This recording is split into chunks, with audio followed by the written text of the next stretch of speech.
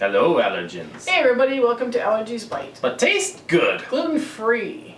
So Awesome. Today we're making a chocolate coffee scone. But it's not the coffee you think I like it this is. story already. I like this recipe. It's not the coffee you think it is. Okay? Well, what kind of coffee is it? We're using coffee flour. Now the coffee flour does not have the caffeine, does not have the coffee flavor to it either. Well, no, I'm just depressed. It has a cherry taste. Okay? Well, why does it have a cherry taste? So what they do is they take a coffee cherry, and the cherry is what surrounds the coffee bean. Can't be too upset. I like coffee and I like cherries. So they take the coffee beans out, they take these cherries and they dry them and grind them up, and then they make the flour out of them. Okay. It is a difficult flour to use. Yeah. Like if you're just Yeah. new into the gluten-free area and stuff and you're trying to, try different flours. Maybe use a teaspoon. It is a difficult one to use. But what I've sort of figured out is what it looks like in my past recipes that I've been playing with. Yeah. Is if you use it like you would use a coconut flour, Yeah. because it's got that kind of a density to it. Like it Is it denser? sucks up all the moisture in your recipe. Yeah. I don't like things that have coffee alone in them. I like them when they're Mixture? mixed with another gluten-free flour. So it's like with coffee blends, eh? Or flour blends. Yeah, it's like when but still garbanzo You like bean. No, don't What's put wrong that with in garbanzo anything. Never use that. Don't put it in a blend. Don't use it alone. That's a But but this That was one of the most popular in the beginning, wasn't I it? know it was. Ugh, it was. No wonder I didn't like it. But this coffee flour is really cool to try and play around with. So I'm Yep. hoping to do more recipes in the future. Kind of playing a little bit more with it. So come Awesome. on in and we'll show you what coffee flour is like. Awesome. We're starting off with An orange bowl. my favorite bowl, and 1 cup of almond flour. You can thank me for that bowl. Yeah, My Tupperware era. your Tupperware salesman days. So this is the coffee flour that I'm using. As you can tell, it's not low carb. So if you're on a low carb, this is not for you. Okay. But it's definitely a gluten-free. From Now- nuts.com, eh? From nuts.com. I love those guys. They got such cool things. Okay, so we're going to take a 1/4 cup of the coffee flour, but we're not going to like scoop it in. We're going to spoon it in so it doesn't pack up. Oh, because it's a baby cup? No, because we don't want to. Spoon feed it because it's a little cup? Okay, got it. Okay, there we go. So it's a 1/4 cup of coffee flour, 1/8 of a cup of cacao.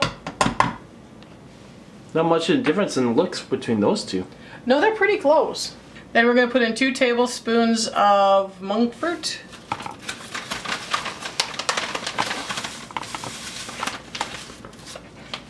One. 2. Then we have 1/2 teaspoon of cream of tartar, 1/4 teaspoon of sea salt, and 1/2 teaspoon of baking soda. Put that in there. These are our dry ingredients. We're just going to mix them up. And then we're going to add the wet ingredients to it, and that's it. We're done. Awesome. Now, That was simple. if you want to put chocolate chips in here, you can put chocolate chips in about Awesome. a tablespoon to a tablespoon and a half. Where are they? We're not using them. Or if you Why do you tease me like this?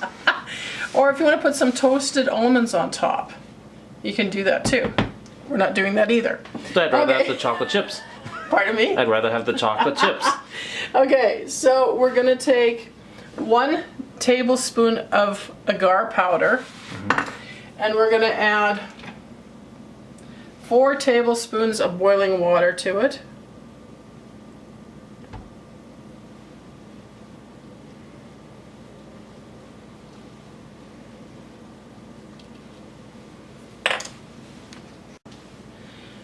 And we're going to mix it together, and then we're going to put it in our dry ingredients. Mix it together so it's all wet. That's not enough liquid, is it? You need more liquid in there. Yeah, you need more liquid in there. Very good. You're learning. 1/4 cup of nut milk or seed milk or whatever milk you use. But we're doing dairy free, so 1/4 cup and 1 tablespoon. That 1 tablespoon makes a difference, doesn't it? Oh yeah, very much so.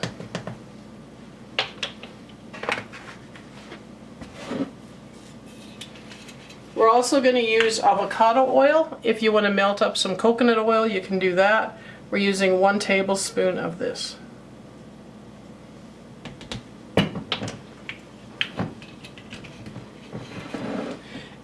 And then the fun thing, we're going to use 1/2 teaspoon of almond extract. Okay. And because we're using the almond flour, right? So we're going to use almond.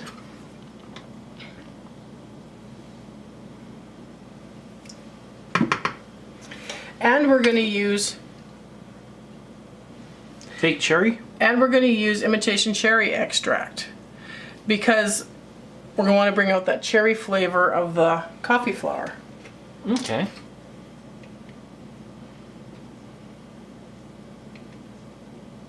Okay, and then we mix it together. It's really easy. I wanted to tell you guys, thank you so much for subscribing and for liking our videos and such. Because apparently we've gotten to a point where they opened up the community.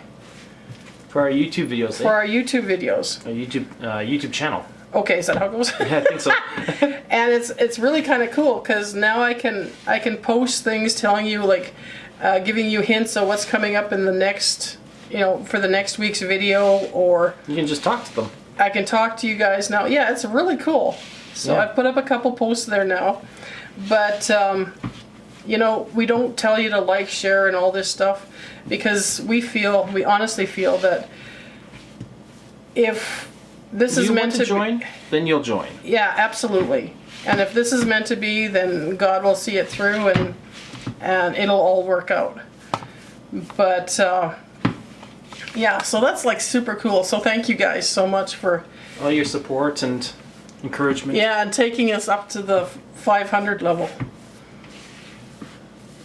No, it's fun. Okay, so this is all mixed up. You can see it's a fairly thick It is thick, eh? dough, yeah. That's what you want. And now we're going to put it on the pan. We're going to start our oven, which we probably should have done beforehand, but 350. Okay. Okay. So you just dump it on here. Scrape out your bowl. Looks like a big cookie. I like big cookies. And we're just going to shape it so that it looks like a big cookie. But it's not really a cookie, is it? No. Well, in a way Are we it gonna put is. chocolate chips on it still? No! Why not? It looks like a big cookie. Well, it's a scone, so... It looks like a chocolate chip cookie. Okay, so I have done a scone already. I think I did a carnivore scone. Yeah. Scone or two. Yeah. And I have actually more ideas for scones to make too that are the gluten-free variety. Because you can't really do much with carnivore. You can kind of go so far and then it... Ooh! We should make a scone with tripe. No. All you have to do now is cut through. Oops, that's not equal. But try to make it equal. And what I like doing when I cut them is I cut them in 4, and then I make 2 bigger pieces, or 4 bigger pieces and 4 smaller pieces. So I'll turn 1 into 3 pieces. So in case I need a little snack for somebody or something. Like me? You never eat these. Oh. Well, you have eaten them, but they're not your. So I do that. So then I can make like a dessert for Dad and then stick one of these on the side of his dessert, right? Okay. Or if I'm going to give him a snack, then I'll give him a bigger one that has like some nut butter or something on it. Now you know why I never eat them? Why? Because there's no chocolate on it. See? There's a reason for these things. Okay, so now we're waiting for our oven to heat up, and we'll see you when we get back. Just took it out of the oven. 30 to 35 minutes. I like 35 minutes because it seems to brown on the bottom a little bit more. Okay. Just slide it over onto your rack and let it sit there till it cools. You can top it with nut butters, or you can top it with, you know, like a strawberry cashew cheese. Awesome. And serve it up that way. So hope you enjoyed the video, and looking forward to seeing you next week. Bye!